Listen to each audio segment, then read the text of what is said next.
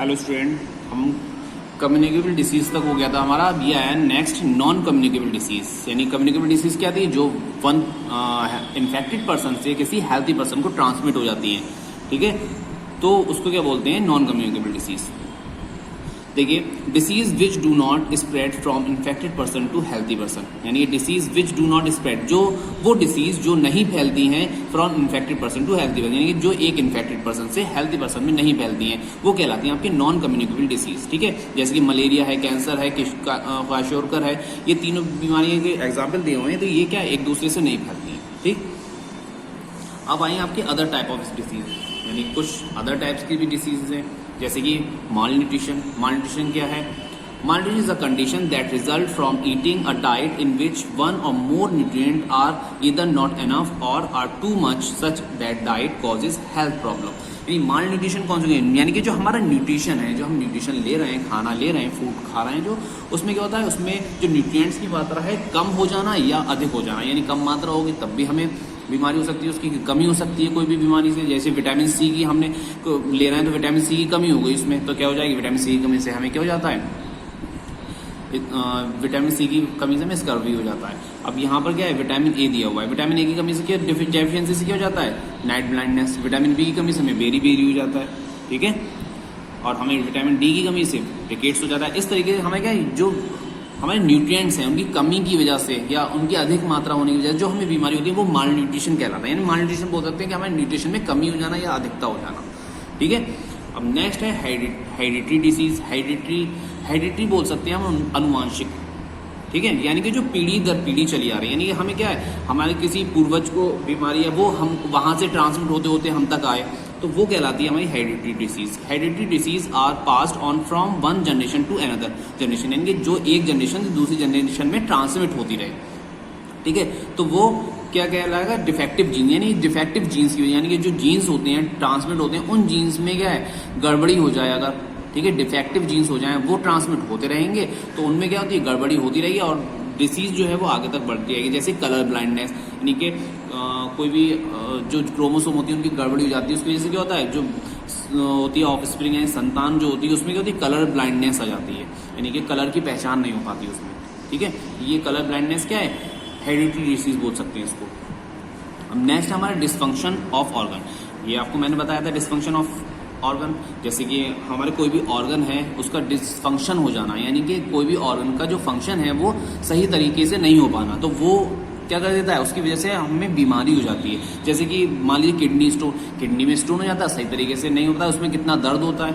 लो BP, हमारा blood circulation सही से नहीं चल पाता है, लो बीपी हो जाता है या हाई बीपी हो जाता है। ठीक है, organ dysfunction is a condition where an organ does not perform its perfect function, यानी कि जो अपना परफेक्ट फंक्शन है वो अच्छी तरीके से नहीं कर पा रहा है, तो उसको क्या बोलेंगे हम? Dysfunction of organ. ऑर्गन का डिसफंक्शन हो जाना, उसकी वजह से भी हमें बीमारी हो जाती है। ठीक है, इसके आगे हम नेक्स्ट देखते हैं क्या है।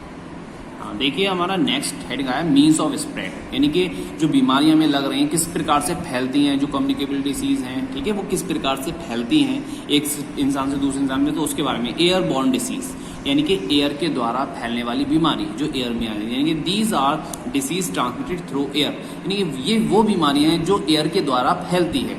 ठीक है, micro organism are transmitted in the form of droplet in the air, यानी कि जो माइक्रो ऑर्गेनिज्म होते हैं जो बीमारी पैदा करते हैं, बीमार बनाते हैं इंसान को, वो क्या होते हैं? ड्रॉपलेट के रूप में एयर में आ जाते हैं। ठीक है, और वो एयर में जब आ जाते हैं, जब हम सांस लेते हैं तो हमारे अंदर ट्रांसमिट हो जाते हैं, अंदर चले जाते हैं। ठीक है, जैसे कॉमन कोल्ड है, निमोनिया है एंड ट्यूबरक्लोसिस, ये सारी बीमारियां क्या हैं?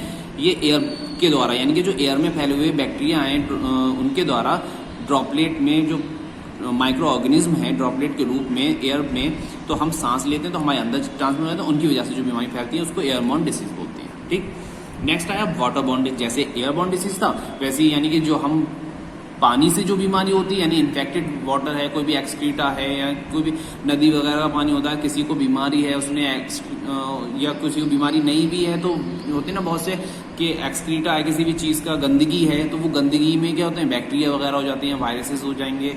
ठीक है, तो जो प्रोटोजॉन्स हो जाती हैं उसमें, उसकी वजह से जो बीमारी फैलती है, यानी कि वाटर जो है, वाटर को हमें पता नहीं है, हमें क्यों माइक्रो ऑर्गेनिज्म दिखाई थोड़ी देते हैं, बहुत छोटे होते हैं, तो उसमें क्या होता है? उसमें बीमारी, इन्फेक्शियस वाटर हो गया, वो हम जब पीते हैं उसको तो वो हमारे अंदर ट्रांसमिट हो जाता है। तो यही वाटर बॉर्न डिसीज कहलाती हैं, यानी कि जो वाटर के द्वारा फैलती हैं।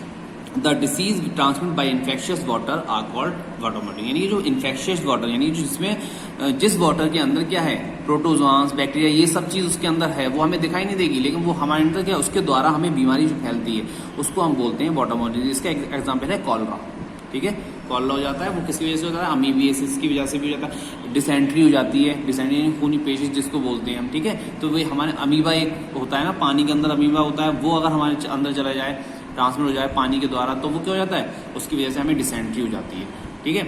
नेक्स्ट है physical contact. These are disease transmitted through direct contact, यानी डायरेक्ट कॉन्टैक्ट, यानी फिजिकल, जैसे कि बोल सकते हैं कि कोई इन्फेक्शियस पर्सन है, इन्फेक्टेड पर्सन है, उसके साथ कोई फिजिकल रिलेशनशिप बनाई किसी ने, तो उसके जो ट्रांसमिट होगी बीमारी वो उसके अंदर फैल जाएगी, ठीक है। अब जैसे कि यहाँ पर दिया है एड्स। एड्स क्या होता है, किसी को बीमारी है, जैसे कि एड्स की बीमारी है किसी को, उसके सिरिंज लगाई, इंजेक्शन लगाया, उसके उसी इंजेक्शन को यूज करके हेल्थी पर्सन के लगा दिया अगर, तो ये फॉरन ट्रांसमिट हो जाएगी, ठीक है। और दूसरा है इसका, देखो, AIDS is also transmitted through intimate contact between partner, यानी कि पार्टनर के, यानी जो बताया था मैंने आपको, किसी के साथ मेटिंग करने पर, यानी जो जिसको एड्स है उसके साथ अगर मेटिंग की जाए तो क्या होगा, तभी बीमारी एड्स की दूसरे को लग सकती है, ठीक है। और भी बहुत सी बीमारियां हैं, गोनोरिया है और सिफिलिस है, ये और भी बीमारियां हैं जो क्या फिजिकल कांटेक्ट की वजह से फैलती हैं। नेक्स्ट आया हमारा प्रिंसिपल ऑफ ट्रीटमेंट, यानी कि ट्रीटमेंट के प्रिंसिपल क्या है, किस प्रकार से ट्रीटमेंट करना चाहिए। देखिए, there are 2 ways to treat an infectious disease, यानी किसी भी इन्फेक्शियस डिसीज का ट्रीटमेंट 2 प्रकार से हो सकता है। One would be to reduce the effect of the disease, यानी पहला क्या होता है, पहला जो हम करते हैं, यानी डॉक्टर को भी दिखाते हैं डॉक्टर को दिखाते हैं तो डॉक्टर सबसे पहले ट्रीटमेंट किस चीज़ का करता है, यानी आपको कोई भी बीमारी है तो सबसे पहले उसका जो इफेक्ट हो रहा है आपके ऊपर उसको कम करेगा। डायरेक्टली ये नहीं कि डायरेक्टली बैक्टीरिया को मार दे, और बैक्टीरिया को मारने में, यानी जिससे अगर बैक्टीरिया से या वायरस से आपको बीमारी कोई फैली हुई है तो उसकी वजह से हम क्या करें कि पहले उसको मार दे, उसको मारेगा जब तक आपको भी बहुत ज़्यादा बढ़ चुकी होगी बीमारी, तो आपका भी जान का खतरा हो सकता है। इसलिए क्या करता है, सबसे पहले जो आपको बीमारी हुई है, जो इफेक्ट हो रहा है आपको उस बीमारी से, उसको ठीक करेगा, उसको कम करेगा। उसको कम करने के बाद में other to kill the cause of disease, यानी कि जिसके कारण हो रहा है फिर उसको दवाई देगा आपको कि उसको किल करना है, यानी जिसके कारण हो रही है, पहले आपको जो इफेक्ट हुआ उस बीमारी से उसको ठीक करेगा, उसके बाद में जब आपको क्या होगा, डिसीज जो कॉज है उसका, डिसीज का, उसको किल करा जाएगा, ठीक है। Antibiotics are the drug to treat the disease cause by bacteria, fungi and protozoan, यानी एंटीबायोटिक्स बनाई गई हैं किस लिए, जो बैक्टीरिया, फंजाई, प्रोटोजोआंस, इनके वजह से जो बीमारियां होती हैं उनको ट्रीट करने के लिए एंटीबायोटिक्स बनाई गई हैं। आपने देखा होगा कि फंगल इन्फेक्शन हो गया कोई, या कोई बैक्टीरियल इन्फेक्शन किसी को हो गया, ठीक है, तो क्या किया जाता है, एंटीबायोटिक्स दी जाती है उसके लिए। एंटीबायोटिक्स क्या होती है, एक प्रकार की ड्रग्स है जो क्या की जाती है, जो बनाई जाती है किसी भी टॉक्सिक, यानी किसी भी दूसरे एनिमल के टॉक्सिक से बनाई जाती है, टॉक्सिक होती है, ठीक है। तो इससे क्या होता है, इसका जो इन्फेक्शन होता है इसको मारने के लिए, इसको किल करने के लिए, इसलिए इनके लिए टॉक्सिक होती है, ठीक है, जिससे कि इनको किल किया जा सके। तो ये दी जाती है एंटीबायोटिक, जो हमें ट्रीट भी करती है सही से, और क्या करती है, इनको जो हमारे कॉज हैं बीमारी करने का उनको भी किल किया जाता है। नेक्स्ट है penicillin is used as antibiotics, यानी पेनिसिलिन क्या है, पेनिसिलिन एक एंटीबायोटिक्स है जो एंटीबायोटिक्स के रूप में यूज है, यानी कि पेनिसिलिन यहाँ पर नाम दिया है एग्जाम्पल, ठीक है। इसके आगे हम नेक्स्ट देखते हैं, ये हमारा लास्ट टॉपिक है, प्रिवेंशन फ्रॉम डिसीज, डिसीज से प्रिवेंशन कैसे किया जाए। Handle the prepare food safely, यानी कि प्रिपेयर, यानी किसी भी फूड को खाना है अगर आपको, तो यानी उसको प्रिपेयर बहुत अच्छे से बनाइए, कि प्रिपेयर कीजिए उसको अच्छे से, यानी कि कोई भी आप फ्रूट वगैरह बाहर से लेकर आए तो उसको अच्छे से धोइए, उसके बाद खाइए, यानी अच्छे से हैंडल करना चाहिए अपने खाने को बनाने के लिए, खाना खाने के लिए बहुत अच्छे से प्रिपेयर होना चाहिए। वॉश हैंड ऑफन, यानी अब कह रहा है अक्सर हाथ धोते रहना चाहिए, यानी कि लगातार थोड़े थोड़े टाइम के बाद में हाथ धोते रहना, जैसे कि कोई भी आपने काम किया, आपको लग रहा है कि हाथ गंदे हो गए या इन्फेक्शियस हो सकते हैं हमारे हाथ, तो हम उसको बार बार धोते रहें, और हम खाना खाने से पहले और खाना खाने के बाद में ज़रूर धोना चाहिए हाथ, ठीक है, जिससे कि कितना कोई भी इन्फेक्शन है, ठीक है, इन्फेक्शन ना हो, कोई भी यानी गंदे अगर हाथ हैं तो उसमें कोई भी बैक्टीरिया कुछ लगा हुआ है तो वो हम अगर खाना खाएंगे बिना हाथ धोए तो वो हमारे अंदर चला जाएगा, इसलिए बीमारी भी हो सकती है। Next, clean and disinfect commonly use surfaces, यानी कि clean and disinfect commonly use, disinfect clean करना चाहिए, यानी कि कोई भी, जैसे मान लीजिए कि फ्लोर है आपका, फर्श है या बाथरूम वगैरह का फर्श, सब जगह जहाँ पर हम आते जाते हैं तो वहाँ पर क्या होता है, घर में जो सरफेस है हमारी जहाँ पर बैठते हैं उसको बिल्कुल क्लीन करना चाहिए और सैनिटाइज करना चाहिए उसको, जिससे कि जर्म्स वगैरह जितने भी हैं उसमें वो किल हो सके।